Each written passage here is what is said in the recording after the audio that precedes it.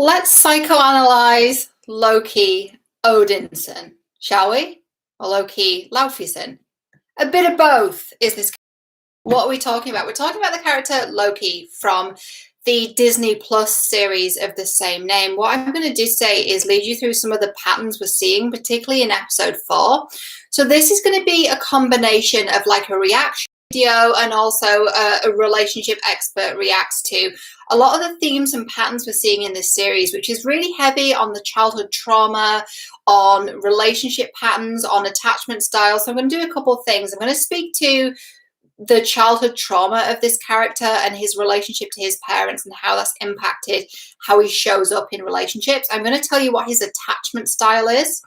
I'm also going to get into what his beliefs probably are about love and connection, how that's causing him to show up in this way in his closest intimate connections. I'm going to address narcissism. There's a quote in the show where he calls himself a narcissist. I'm going to address that. Is he a narcissist or not? We will find out. And I'm probably going to touch on sexuality as well. So before we do, I'm going to introduce myself. If you haven't met me before, I'm Cheryl Muir. I'm a relationship expert, relationship whisperer, and full-time nerd, Marvel and DC. I like a little bit of both in all ways. And for those of you who do know me, you will know this is a different kind of video. The reason why it's so important that we can look at movies and TV shows and really start to understand the relationship themes and patterns is it helps to understand ourselves on a deeper level, right? Now, the caveat to this is we're not talking about a real person. We're talking about an archetype. We're talking about a fictional character. And I know when you're really familiar with a character, when you've seen them in movies and TV over the course of a decade, which we have with Loki, you have some form of a relationship to this character, right? He's, in my opinion, the best character in the MCU and a very, very beloved character, right? So we understand this person. And at the same time, let's have a dose of reality. Like, this is not a real human being we're talking about, but let's use what he's going through and see if we can look at what he's going through and also understand ourselves at a deeper level. And as we're going through, if you're on live or on the replay, let me know what you think. Let me know if you agree, disagree. And yeah, let me know if you've seen episode 4. Also, before we get started, a couple of things. I'm going to give you some themes and some quotes throughout the video. I don't have the screen thing at the bottom. You know, the reaction video in the bottom. I don't have that because I don't know how to fucking do it. So if you know what technology I need to use to get like the reaction screen in the bottom, so I'm reacting to what happened in the show, let me know what that technology is. I've Googled it. I can't figure it out. But I am going to give you some quotes that happened in the show, and I'm also going to link a video that gives you a bit of a synopsis in the episode, and it's also going to be really heavy on spoilers, so spoiler alert.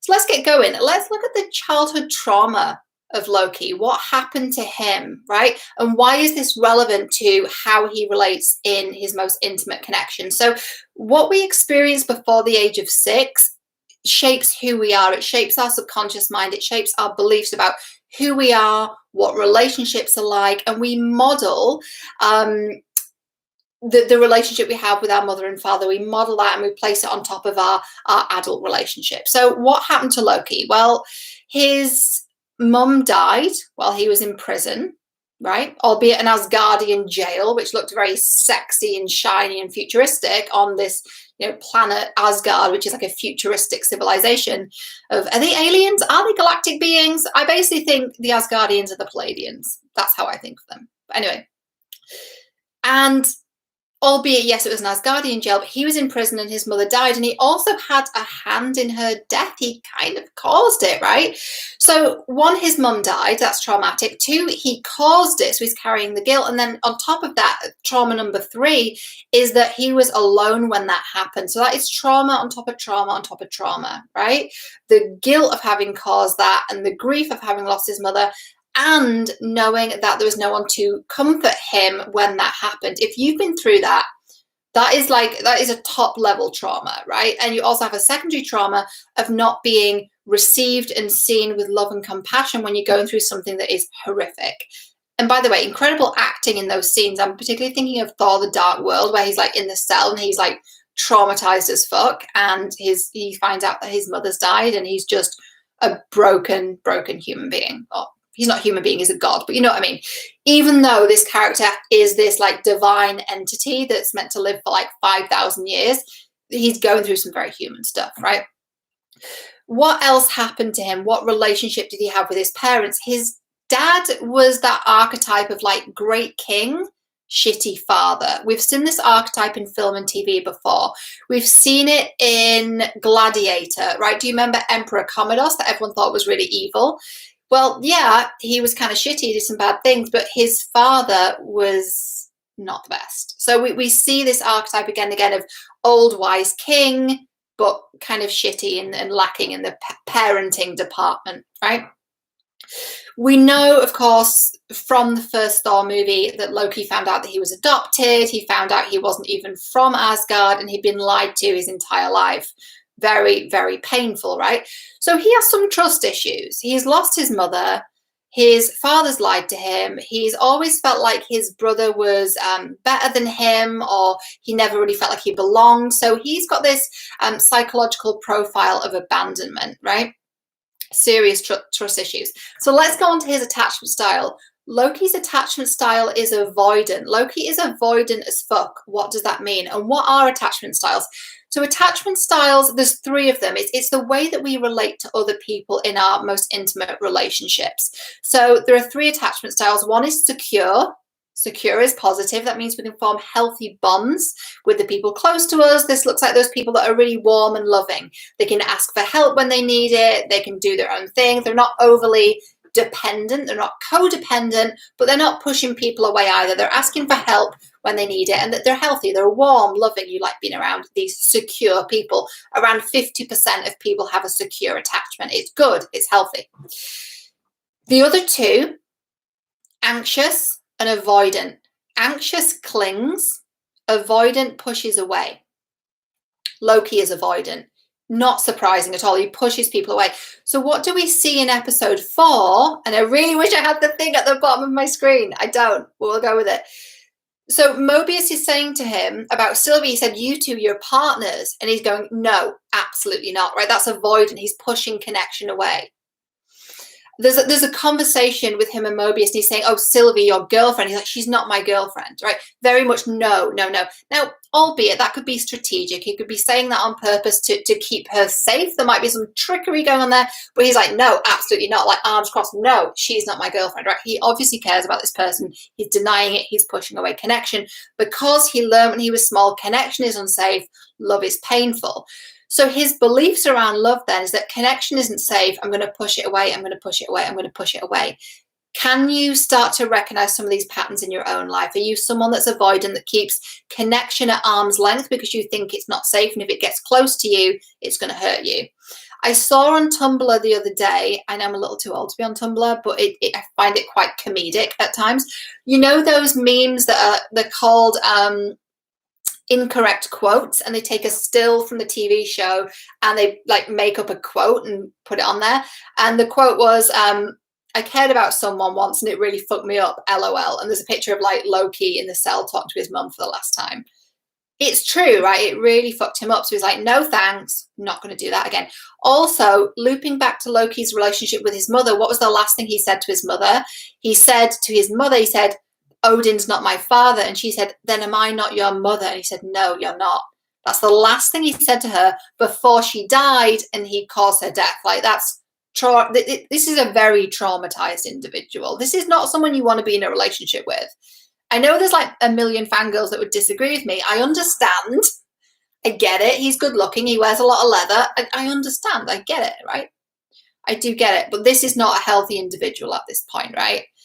Fantasy, sure. Real life, absolutely fucking not. Not a healthy individual at this point, right? So he's very avoidant. He's pushing people away. Now, that being said, he tried to save Mobius in episode 4. We see him trying to warn Mobius about the TVA. He said, you're a variant. You're being lied to. I'm telling you the truth. I promise you I'm telling you the truth. He's very passionately trying to save this person that he really cares about. That's good. That's a good sign. He's moving in the right direction, is the old trickster. He tried to help Sylvie. He tried to protect her. He tried to help her. He was concerned about her, right? And then he also tried to tell Sylvie how he felt at the end. He said, look, this is new for me. And he puts his hands on her shoulders, and this is a massive spoiler. He puts his hands on her shoulders and he's about to tell her something, and he gets pruned, right? He gets killed from that reality. Is this like the 4th time he's died? He doesn't die. What's that quote? It's something like, Loki, when I don't always die, but when I do, I don't. He doesn't die. He just doesn't die. So he's about to tell her something. What do you think he was about to tell her? Let me know in the comments. My feeling is that he was about to share his feelings. Oh my God, this has never happened before. So this is good, right? So even though he's avoidant, he's learning. He's learning. He's getting better. He's realizing, like, I've fucked up my entire life. He saw in episode 1 his whole life. Can you imagine if you sat in a room? Can you imagine if you can see what's going to go on in your life and how it's going to end? Would you want to know? I don't know. And also, that's not set in stone. There's multiple timelines and realities, which is why I love this show, because it talks about the quantum. There are multiple timelines available to you. That is actually true. There's a lot of truth in this show. There are multiple realities available to us. So we couldn't sit down and watch a movie of our life yet, because it's not set in stone, because it hasn't finished yet. But in the show, he gets to do that. He gets to look and say, fuck, this is how my life ends. So much for glorious purpose. Like, this is bullshit. This is some bullshit. So he's able to reflect and start making some changes.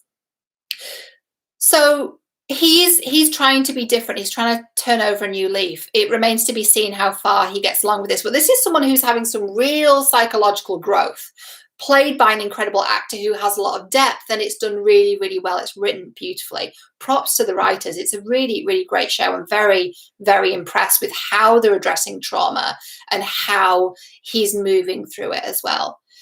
Let's move on to narcissism. He actually says, I'm a narcissist. I crave attention because I'm scared of being alone. So he says, I'm a narcissist. So is Loki a narcissist?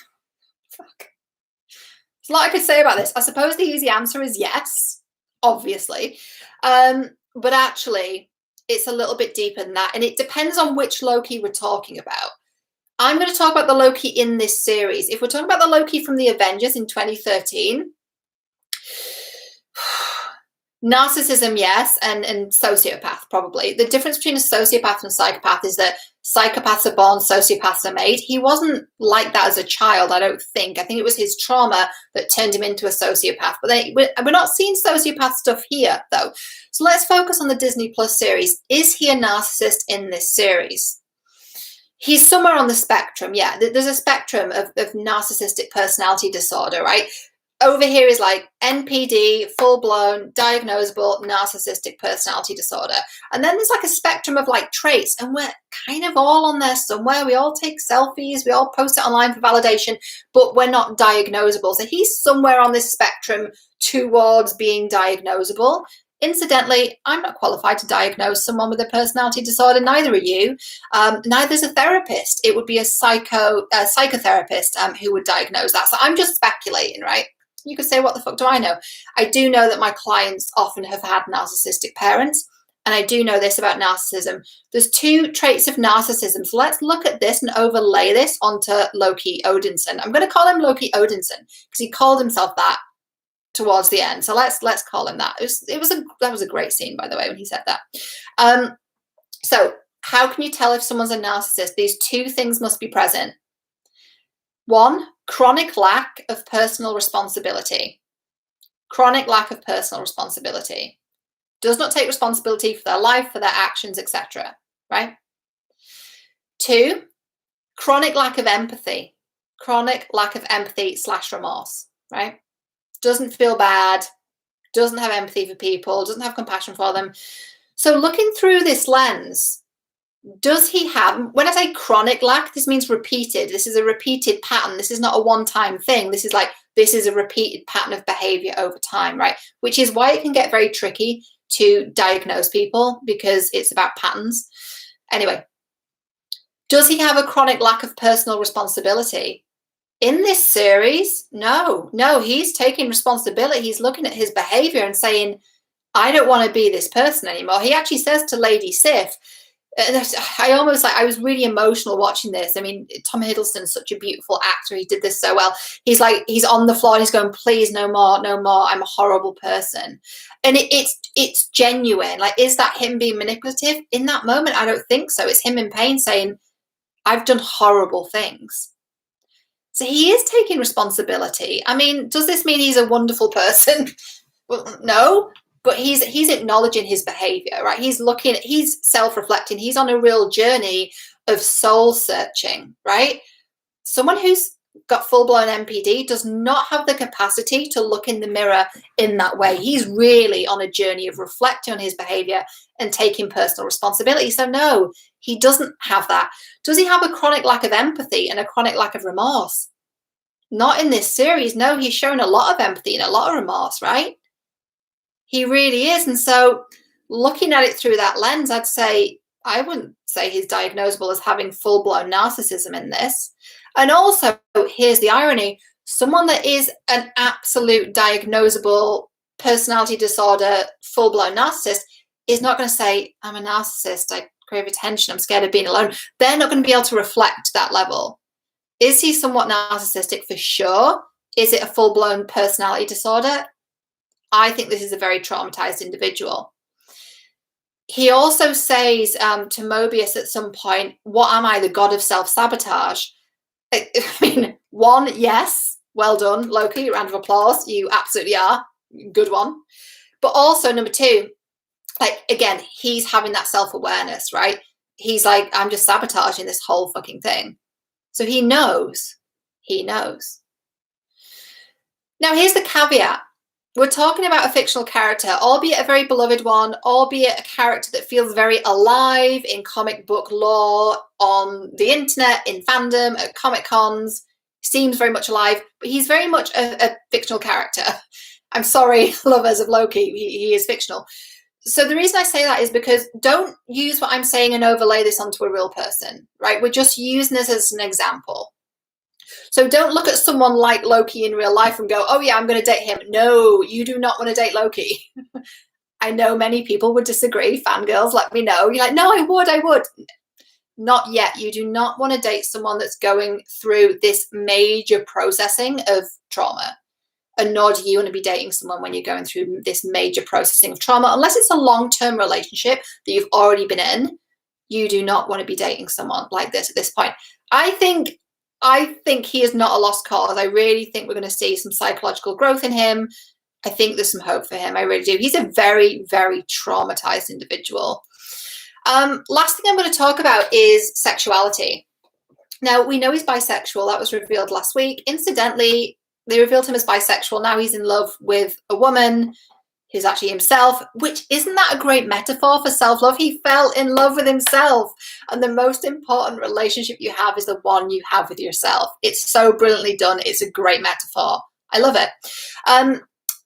But it's interesting to me how they've framed Mobius now as a friend. They don't like friends to me. And they've framed her as like a love interest, but he's bi. Like, couldn't they have had him love both? I thought that's what was going to happen. So that aside, we know he's bisexual. Here's what's interesting, and this goes back to his childhood, right? Sylvie says, this was in episode 3, she said, there may have been some future princesses or possibly another prince. Wiggle of the eyebrows from Sylvie. He smiles and says, a bit of both. I expect the same as you. First of all, iconic moment in history on television and film. Thank you, MCU, for this representation. Bisexual men finally getting the representation they deserve. We're happy about this. But here's what's interesting. So we know Odin was kind of a shitty father, but he accepted his son's sexuality. This is what we can infer from that. So if he's dating princes and princesses, Odin knows.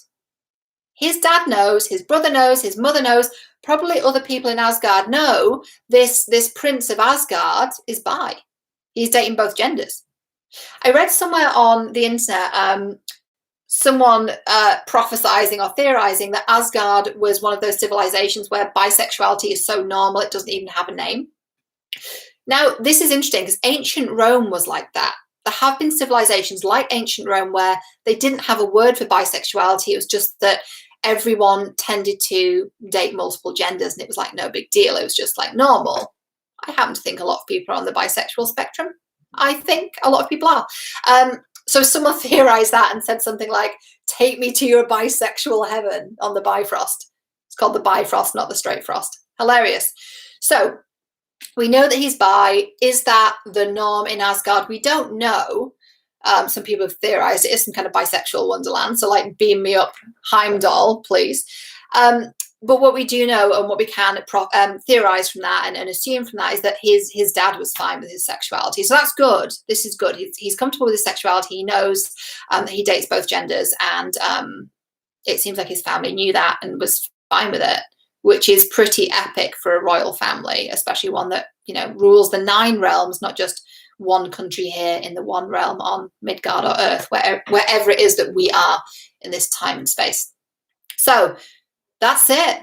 That's all I've got for you. So we covered his childhood trauma. We covered his attachment style, which is avoidant. We looked at his beliefs around love and how he has this belief that, like, I'd rather keep love at arm's length because I don't want to lose it again. Narcissism, and we looked at his sexuality as well. So this is a fucking good show. I'm really excited to see what they do with it next. I'm excited for episode 5 and 6. There's only 2 episodes left. I'll probably do a reaction to both of them, assuming that there's some relationship stuff in there. I imagine there will be. And what I love about this show is a couple things. I love that they're covering these themes of relationships and intimacy, which is such an important part of our lives. I love that they're getting into childhood trauma and the processing of that.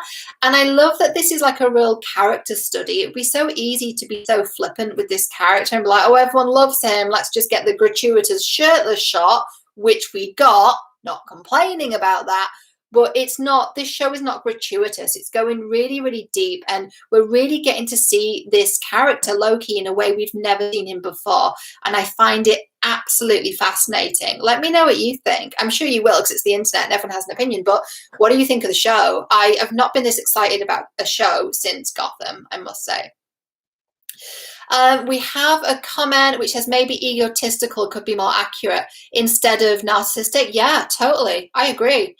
He definitely has a big ego, and I think Mobius says that quite a bit, right? He says he's so arrogant. He says it in that Owen Wilson whisper, which is great. Yeah, Loki is really arrogant and egotistical. Yeah, I really don't think he's diagnosable as having narcissism at this point, like certainly not in this series, though if you go back to like the Avengers in the 2013 movie, he's diagnosable with some things there, but then he was under mind control from Thanos. So there's a lot to unpack there. I mean, I could literally do like a 3-hour thesis on psychoanalyzing good old Loki Odinson. But I'm really excited to see where they take this character. We've really never seen him like this before. And it's really, really interesting. I think Marvel and the writers and producers and the directors have been really brave with allowing us to see this in a different way. Did you enjoy this? I certainly did. This was really fun for me.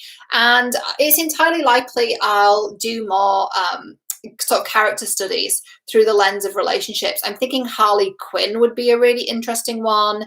Possibly Wonder Woman. Controversial, I know, but she did take about 70 years to get over Steve, and they dated for like a week. So there's something going on there. That's like the first man she ever met. So I love Wonder Woman, but there's some stuff there. And who else would be really, really good to unpack? There's a lot of people, but certainly Harley Quinn comes to mind. So let me know if there's another character you want me to do a study on. This is what I do when I watch movies. I'm not very fun to watch movies with, because I'm like, oh, can you see the relationship he had with his dad? Yeah, this is why he's all fucked up in relationships. So if you enjoyed this, share it, leave me a comment, and subscribe to the channel. You can find more about me at my Instagram and Twitter, Cheryl J. Muir, and my handles there. And the type of people I work with are people like you, so people who do cosplay, and also people who work in film and television and media, and entrepreneurs too. So I hope this was interesting. Let me know what you think in the comments below, and I will see you next time.